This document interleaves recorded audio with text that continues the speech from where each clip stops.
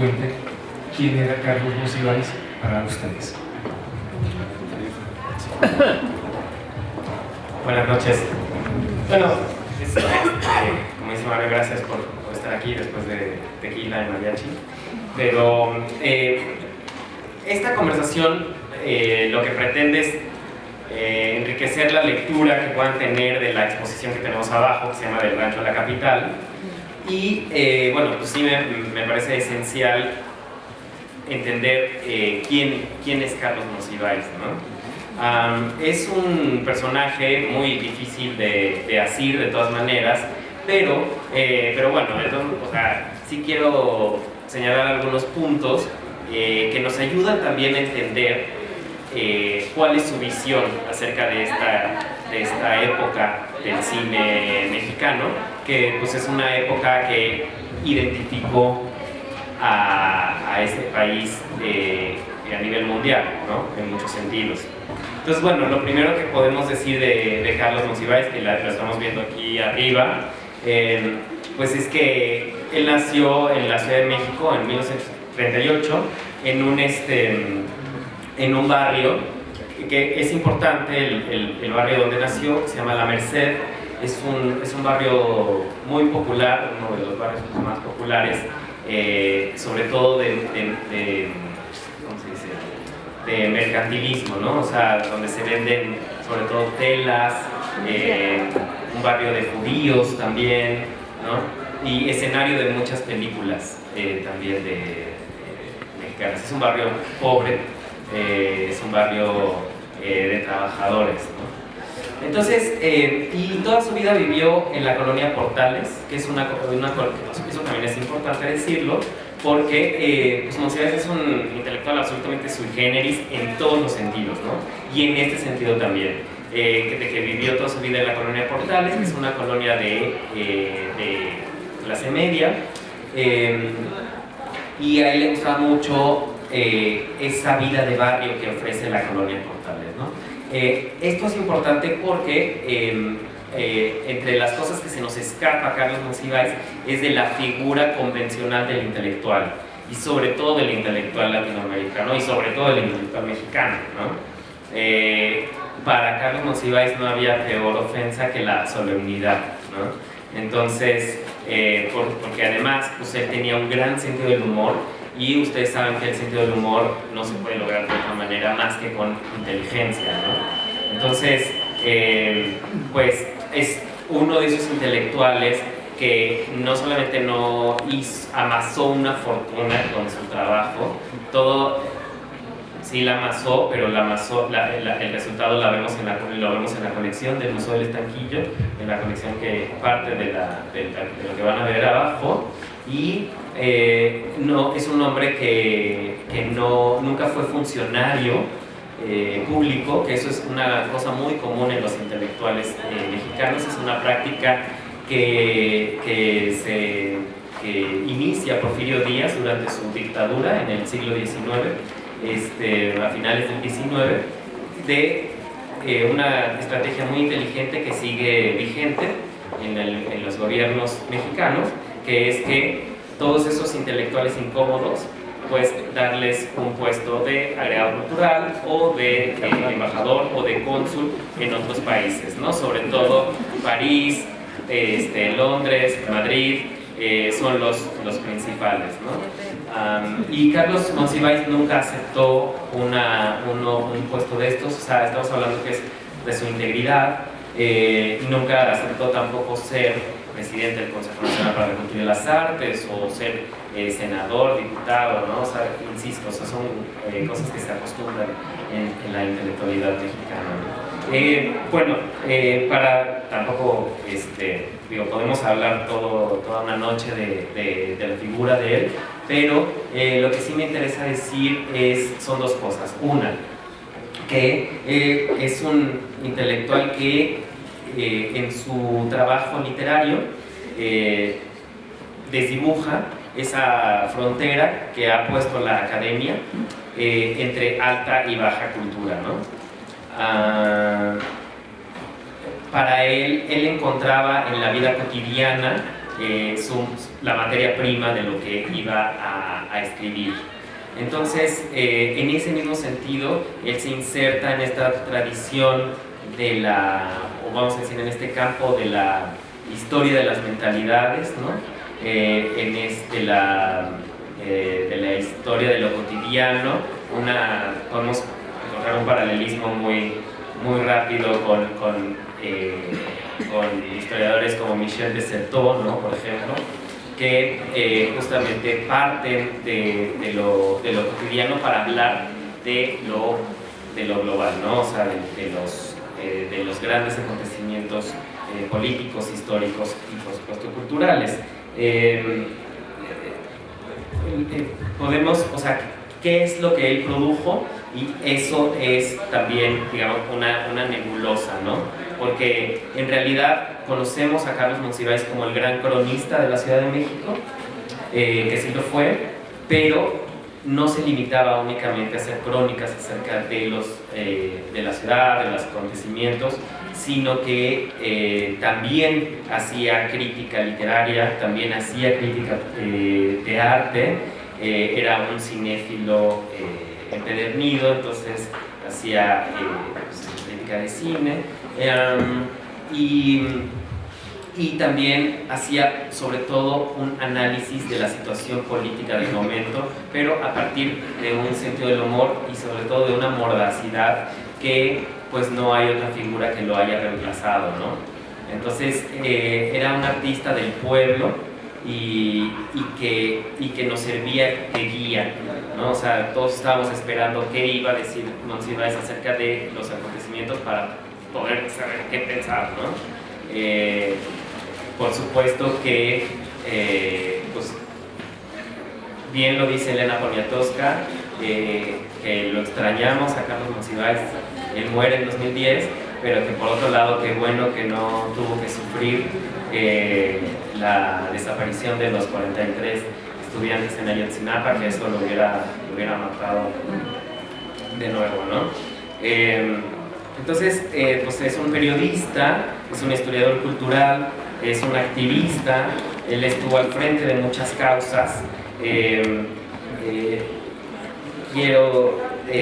Tuvo unos premios, una cantidad de premios y doctorados honoris causa muy extensos en universidades de México, de América Latina, de Europa, de Estados Unidos, pero es interesante decir que la distinción que más estaba orgulloso él se llamaba el Califa de Oro, que era se lo otorgó un salón de baile que estaba en la colonia Portales, que se llama el California Dancing Club, y él era asiduo a ese lugar, pues porque era uno de los lugares desde donde él observaba todo lo que sucedía en este salón de baile, ¿no?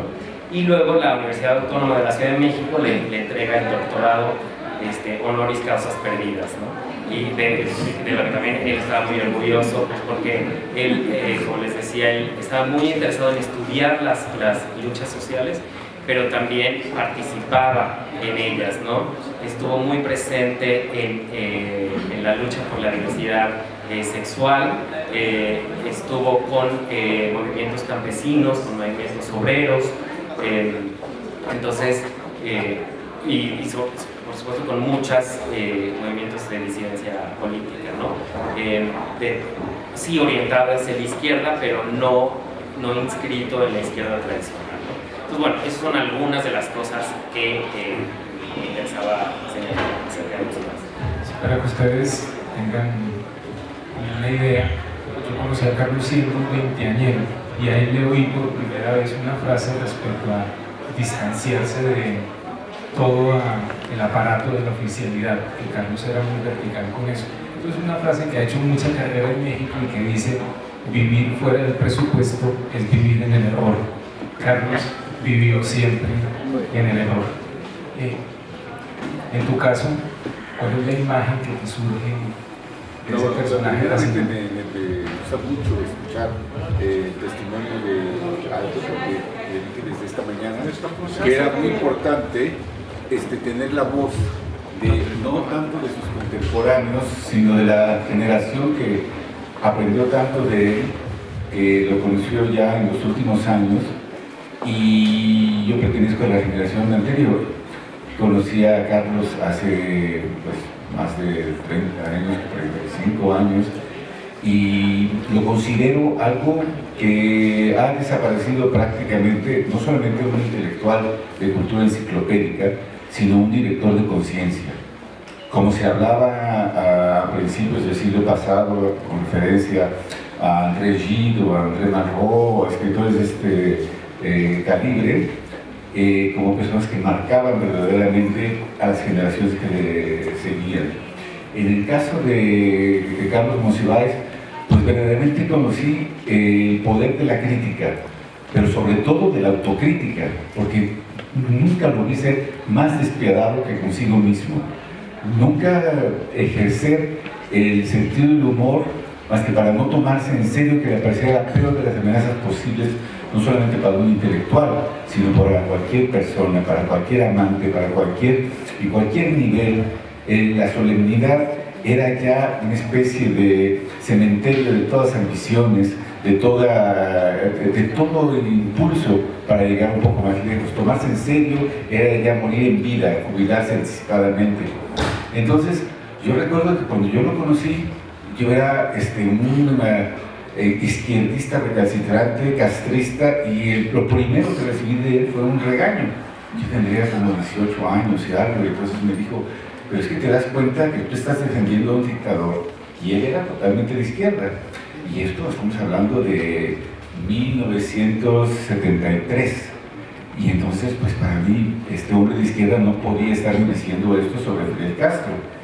Y entonces me dio a varios libros y me dijo: tú sabes que en Cuba existen unidades militares de ayuda a la producción, y que ahí se está persiguiendo a los homosexuales y se les encarcela, y tú estás defendiendo a esta persona. Y le digo: pero Carlos, pero tú eres totalmente de izquierda, ¿cómo es posible que estés diciendo esto?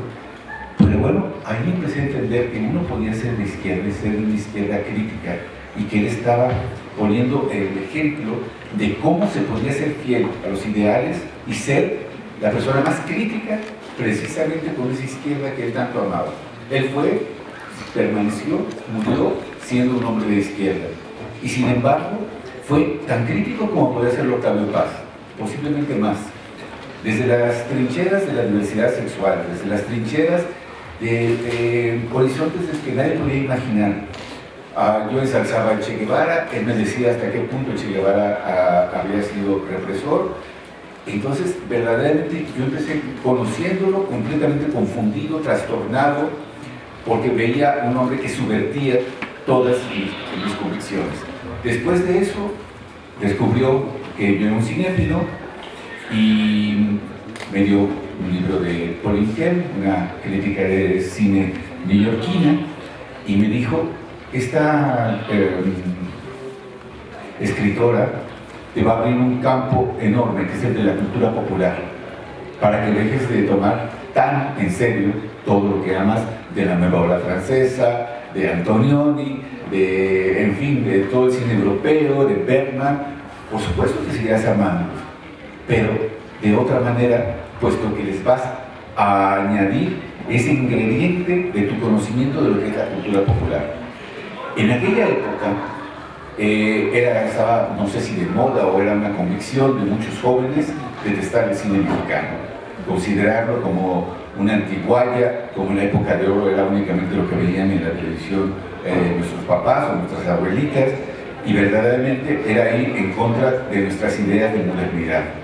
Entonces Carlos Monsiváis me hizo revalorar la época de oro del cine mexicano, mostrándome cuánto los cineastas que yo admiraba, jóvenes de ese momento, debían, sabiéndolo o no, a ese patrimonio fílmico tan ignorado, tan vilipendiado, tan arrinconado, que era el cine de María Félix, el cine de Pedro Armendáriz, el cine de Nino Fernández, el cine de Roberto Gabaldón.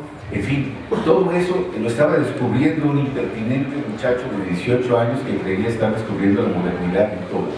Y frente a mí estaba un hombre que no tenía ni siquiera 40 años, pero que tenía toda la madurez y toda la elocuencia y toda la sabiduría y la perspicacia de un hombre que parecía haberlo recorrido todo y descreído de todo, y que sin embargo, dentro de ese escepticismo tan radical, dentro de esa crítica tan profunda, jamás conocí ni llegué a conocer después a alguien con semejante capacidad de asombro y de entusiasmo. Parecía estar por momentos tratando con un niño, con un adolescente que estaba descubriendo todo. Eran proverbiales sus llamadas telefónicas cada mañana para saber qué estaba sucediendo, qué chisme había, ya fuera en el mundo gay, en el mundo heterosexual, en el mundo intersexual, en todos lados, saber o platicar anécdotas suyas, salpicarlas con sentido del humor, invitarte a una de sus sesiones de cine en su casa, donde se reunían intelectuales, donde se discutía, no se discutía, que estoy diciendo una barbaridad, donde se le escuchaba, porque nadie se atrevía a contradecirle su conocimiento de la trivia sobre, en fin, les cuento una cosa muy sencilla para que tengan una idea. Cuando yo lo conocí de manera también impertinente, le dije, realmente sabes mucho de cine, Carlos, dime, ¿podrías escribirme quiénes son todos los actores de Lo que el viento se llevó? Entonces tomó una servilleta de papel de un café, hizo una lista larguísima, y cuando yo llegué a mi casa y la consulté en los diccionarios y enciclopedias, todo era exacto, hasta maquillistas y de vestuario y todo, y yo verdaderamente me espanté. Yo dije, no es posible que alguien, aparte de tener todos estos puntos de vista críticos y todo, pueda darse algo que a mí me parecía lo más frívolo, lo más artificial y tonto, como era la trivia. Y entonces yo le dije, pero ¿cómo puedes perder tu tiempo viendo si tal actriz actuó en tantas películas y fue recamarera o sirvienta en esto? Y me dice, ¿sabes por qué lo hago? Dice, porque es un ejercicio de la memoria. Y pocas memorias fueron como la suya. Pocas capacidades de almacenar, de tener un disco duro en continuo trabajo y recarga continua como la de Carlos Monsiváis. Era un viajero impenitente, era un coleccionista, como se puede ver en el Museo del Estanquillo, era un amante de los gatos, de los hombres, en fin, de todo, de los amigos, de la conversación, de la trivia, de los ídolos populares. Entonces, como dice de Aldo, la cultura alta, la cultura inferior, lo que yo aprendía a respetar, él venía a desbaratarlo, a desmistificarlo en el momento, pero para enriquecer aquel conocimiento mío, para decirle que sin el ingrediente popular estaba incompleto, sin la crítica al totalitarismo, mi afiliación a la izquierda estaba incompleta. Es más, no solamente estaba incompleta, era falsa. Entonces, la exposición que aquí se presenta, que estuvo anteriormente en el Estanquillo, el Museo del Estanquillo, es un homenaje, una recuperación de mitologías populares tan fuerte, tan arraigada, y de elaboración de patrones de conducta, de maneras de dictar los ademanes, los comportamientos de las clases populares, como en esa gran escuela que era el cine mexicano. Lamentaba mucho y dejó de ir al cine en un momento, se refugió en su casa, vio videos, VHS, todo eso, porque decía, es que era imposible estar en esas salas nuevas, en esos multiplexes, donde la gente se ocupa de todo menos de ver el cine, menos de disfrutarlo como se debe disfrutar, no solamente en una pantalla grande, sino en un espacio comunitario donde la gente verdaderamente vaya como feligreses a una ceremonia que es ese espectáculo. Él hablaba de los templos de celuloide. Y entonces en las exposiciones que se han hecho sobre cine, se ha tratado de recuperar esta época de oro del cine mexicano para que los nuevos espectadores, aquellos para quienes el cine comienza con Tarantino y Pulp Fiction, sepan que antes de eso hubo otro cine, y sin aquel cine, tanto hollywoodense como francés o italiano, sin el neorrealismo, sin el realismo poético francés, sin la época de oro del cine mexicano, nuestra modernidad estaría tan incompleta como la educación política de aquel izquierdista de 18 años que creía fielmente en los grandes líderes, ¿cómo llamarles?, visionarios. Entonces, yo creo que ese legado de crítica y de autocrítica que siempre ejerció hasta el último momento Carlos Monsiváis, es lo que podemos recuperar y lo que podemos extraer de ese vasto trabajo suyo, que está en crónicas, que está en recuperación de trabajo de fotógrafos, de pintores. Bueno, no había un campo en el que él no hiciera un comentario. Y también, cabe señalarlo e enfatizarlo, en ese pesimismo que tenía sobre nuestra clase política, en el cual decía: el cacique que tú viste de López Moctezuma en Río Escondido con María Félix sigue vivo. Acaban de elegirlo gobernador del estado de Veracruz. Y efectivamente parece que el tipo no hubiera cambiado, que en algún momento, abriendo las páginas de los diarios, estamos viendo el guión de una mala película mexicana o una película de estas de época de oro que tanto estaban anticipando este presente nuestro, que se parece tanto a toda esa época de autoritarismo y caciquismos que él tanto criticó, cuestionó y supo plasmar en todos sus trabajos. Pues no sé si hay preguntas, algo que ustedes quieren saber para alimentar lo que Aldo y yo venimos diciendo. Y comenzaré diciendo que durante los años 30 al cine mexicano lo marca de modo decisivo el género de la comedia ranchera y la evocación de la gesta revolucionaria. Una sola película, Allá en el Rancho Grande, de 1936, ahí podemos fechar el inicio de la época de oro, resume el espíritu e intención de buena parte del cine del momento: brindar una imagen amable y conciliadora de la provincia mexicana al día siguiente de la revolución, de la hacienda feudal vista como una Arcadia feliz, no solo para ignorar la revolución y la reforma agraria, sino para oponer una suerte de limbo al refugio al inquietante México de la época. Estas son palabras de Emilio García Riera, crítico de cine e historiador. El director de esa película, Fernando de Fuentes, había realizado antes 2 cintas claves sobre el movimiento armado: El compadre Mendoza, en 1933, visión costumbrista y jocosa del oportunismo como estrategia de supervivencia política, y Vámonos con Pancho Villa, de 1935, que es un elogio de las virtudes morales de los combatientes y epopeya muy lograda de nuestro cine. Es una de las mejores películas del cine mexicano. El modo de concebir la revolución en términos escenográficos, a menudo pintorescos, desligada casi siempre de cualquier fondo ideológico, prevalecerá en los años siguientes, particularmente en la década de los 40, cuando el director Emilio Indo Fernández la vuelva iconografía nacionalista de exportación. En cintas hoy clásicas como Enamorada, Pueblerina, Flor Silvestre, Maclovia, muchos de estos títulos están ilustrados en la exposición que se presenta aquí. Y por su parte, otro director, Ismael Rodríguez, prolonga a su modo, una década después, ese impulso con una explotación abierta del folclore y con la retórica de un mensaje envejecido. Esto es en películas como La Cucaracha, Pancho Villa, Valentina, etc. Un lugar común adquiere rápidamente valor de dogma. El público se identifica con sus estrellas. En las cintas mencionadas figuran en primerísimo plano María Félix y Dolores del Río. Ambas alternan con Pedro Armendáriz y ocasionalmente con el director vuelto actor Emilio Fernández. La imagen es de resiedumbre, la convicción nacionalista moldea los rasgos físicos y decide los desplantes hieráticos frente a la cámara.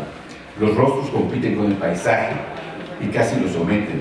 La fotografía de Gabriel Figueroa prolonga las intuiciones plásticas del director soviético Sergei Eisenstein y de su camarógrafo Eduard Tisset, que se habían realizado Que Viva México en 1931, incorporando a la perspectiva visual campirana los rostros en vías de canonización artística que jamás consiguen desprenderse de un glamour hollywoodense. Una pareja arquetípica, Tito Guisa y Esther Fernández en Allá en el Rancho Grande, simbolizaba en los años 30 lo perdurable de la felicidad campirana. Una década después, el cine estadounidense impone una escuela de altanería gestual. John Crawford, Bette Davis, Vivien Leigh y de apostura masculina, Clark Gable, Humphrey Bogart, Errol Flynn, de cuyo influjo difícilmente puede sustraerse las primeras figuras del cine mexicano. No digamos ya su público, ávido de equivalencias monumentales en su adoración de ídolos extranjeros y locales. El campo se vuelve entonces el escenario virtual donde contienden las vanidades, los caprichos y el desdén estudiado de las estrellas. En las películas más exitosas, las tramas son repetitivas, a menudo insulsas, y la realidad rural, un mero reflejo de la buena voluntad del gobernante en turno. Veas el caso del Río Escondido, de Emilio Fernández, donde una maestra rural, Rosaura Salazar, que es María Félix, desafía a un entorno agreste y a un cacique colosal a fin de llevar a los campesinos un mensaje presidencial de Miguel Alemán lleno de esperanza. Durante largo tiempo, el campo es así en el cine mexicano el refugio de una cultura tradicionalista y en más de un sentido el reducto de la reacción moral y política. No sorprende por ello la paradoja de un cine que inicialmente registra el estupendo eco fílmico de la gesta revolucionaria para después sumirse en lo que el crítico Jorge Ayala Blanco llamó una añoranza porfiriana. El cine rural no solo afianza algunas de las mitologías que la ciudad incorpora de inmediato, un caso típico, el de la urbanización de Mario Moreno Cantinflas, el rancherito ladino que se transforma en pícaro, capitalino, en peladito, sino también se convierte a finales de los años 40 y a lo largo de los 50 en emblema de una resistencia cultural a la americanización de la vida urbana, iniciada con ímpetu singular por la época de Miguel Alemán. Entre las mitologías del cine mexicano figuran dos imágenes primordiales de la Ciudad de México: el espacio de la solidaridad entre las clases olvidadas por el progreso económico y el satanizable emporio de la corrupción moral. En 1948, una película clave, Nosotros los pobres, de Ismael Rodríguez, describe y concentra en su trama folletinesca las virtudes morales y los excesos melodramáticos del pueblo que ama, sufre y canta en vecindades que son microcosmos de la ciudad ideal, del paraíso de los pobres, la ciudad que cabe entera en un rincón cerca del cielo, que es un título mexicano. El arquetipo irreemplazable del encanto masculino es entonces Pedro Infante, la figura al fin liberada de la tiránica obligación de ser un macho de tiempo completo. A través de Pedro Infante, la ciudad se torna generosa y solidaria, y las desgracias que abundan se resuelven en las emociones y regocijos que comparten los protagonistas y espectadores. Una melodía, Amorcito Corazón, recorre las salas de cine, vecindades y azoteas, y si la televisión todavía no llega, ya se anuncia la esencia de las 1000 telenovelas futuras que serán el vasto horizonte sentimental de la gran familia urbana. Otros títulos construyen la épica afectiva del pueblo capitalino. Títulos como Hay lugar para dos, que es un juego de palabras, Hay lugar parados en un autobús, Una familia de tantas, Esquina Baja, Campeones y Corona, todas de Alejandro Galindo, que es un gran cineasta, un cronista excelente de la urbe real y a la vez imaginaria. La ciudad solidaria también propone renovaciones de su humor picaresco, y aunque el peladito capitalino que con tanto vigor encarnó Cantinflas años atrás se ha convertido ya, para principios de los 50, en un muestrario fatigoso de humor autoparódico, hay figuras cómicas como Tintán, Resortes y Mantequilla que se encargan de revitalizar al cine urbano, a la comedia. Al lado de esta capital del regocijo y del desprendimiento afectivo, subsiste en numerosas cintas la imagen de la ciudad como un sitio de la fatalidad. El escenario es conocido, el guión se repite 1000 veces, es el de una joven que llega de provincia para iniciar en la gran urbe su educación sentimental. Olvida a sus padres, por supuesto, y con ellos el catecismo de las buenas costumbres, y naufraga en los brazos de un hombre despiadado que rápidamente la pone a trabajar en la calle. La joven se prostituye, baila rumba en un cabaret siniestro, tiene un hijo al que adora, pero al que a veces tiene que ocultar y hasta renegar de él, y vive en una vecindad poblada de almas generosas que no evitan, sin embargo, su caída en el abismo. El niño crece en un internado e ignora todo sobre la vida turbulenta de su progenitora. El día de su graduación en el colegio de abogados, el hijo hace en público el elogio de las virtudes de su madre, que ya para entonces es una mujer prematuramente envejecida y tuberculosa, Dolores del Río, La moralidad es transparente. Detrás de los oropeles de la gran ciudad se esconde una corrupción solo exorcizable a golpes de virtud austera. Tal virtud es patrimonio irrenunciable de la provincia, la Arcadia pintoresca, lejos de la cual todo, absolutamente todo es desdicha moral. El cine mexicano reinterpreta así la novela naturalista y le plantea a la mujer un dilema implacable, virgen o puta. En 1950, Luis Buñuel realiza Los Olvidados, el momento más vigoroso de la desmistificación de la pobreza y de su carga de virtudes morales intrínsecas. Desde el gobierno y desde una parte de la prensa nacional se percibe a la película como una afrenta al ideal de pureza que supuestamente debían encarnar las clases populares. Por su rechazo de lo pintoresco y el desenfado en su denuncia de la ambivalencia de la caridad cristiana, la cinta deja muy atrás todo el maniqueísmo del cine urbano. Con su pesimismo, Buñuel ve en la ciudad el espacio asfixiante en donde se cuestiona con mayor dureza la retórica del paternalismo oficial y la ineficacia de muchos de sus programas sociales. Una constante de este cine será el tema de la derrota individual que resume las frustraciones colectivas. En 1945, Alejandro Galindo había dirigido ya Campeón sin corona, el relato del fracaso, más existencial que deportivo, de un boxeador. Pero en 1945 la ciudad aún conserva buena parte del viejo color local. Solo en algunos films de fractura notable, algunos de ustedes conocerán los títulos: Distinto Amanecer, de Julio Bracho, Víctimas del Pecado, de Emilio Fernández, la ciudad alcanza los contrastes de una verdadera noche expresionista.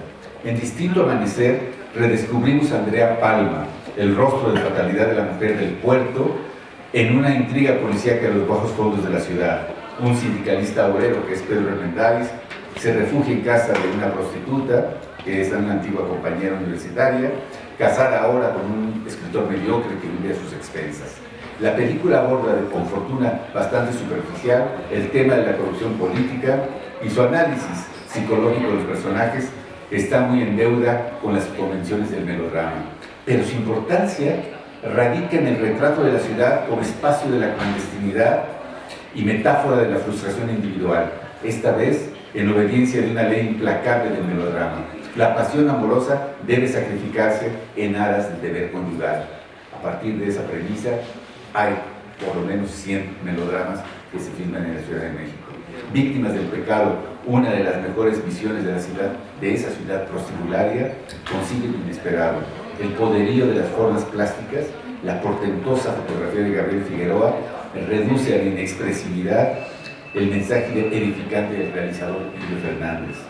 Durante un tiempo se ponen de moda los melodramas arrabaleros, con títulos elocuentes y pintorescos: aventurera, sensualidad, perdida, trotacalles, arrabalera, y añaden los que ustedes quieran, estelarizados por bailarinas que son rumberas: María Antonieta Pons, Rosa Carmina, María Aguilar, Ninón Sevilla, cuyo frenesí trepidatorio resume los agravios a la moral pública y sus múltiples compensaciones.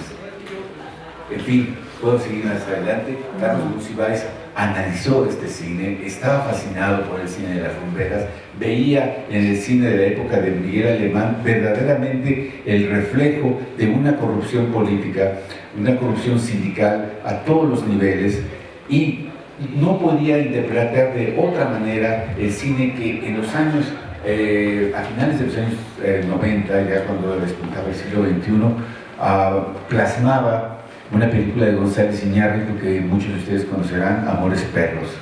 Entonces, no es que sea imposible, es que es difícil e incompleto entender esa película si no se toma en cuenta toda esta visión de la ciudad, todo este manejo de las mitologías que hace el cine mexicano, que Carlos Monsiváis reinterpreta y plasma en sus escritos, y que una exposición como la del Museo de Estaquillo, que aquí se presenta parcialmente, recupera con esta división del campo y la ciudad, que es verdaderamente, yo creo, lo más importante que sea como fenómeno sociológico, que es la migración de personas que no tienen nada en el campo, que lo han perdido todo, a la ciudad, donde esperan encontrar la gran utopía, el gran Edén. Por eso hablamos de Edén urbano, y que se topan con una ciudad de perdición, lo cual vuelve a generar toda una serie de programas.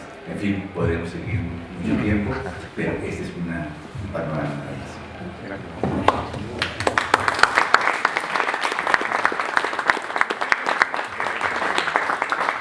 No sé si alguno de ustedes quiere hacerle alguna pregunta o a Carlos o a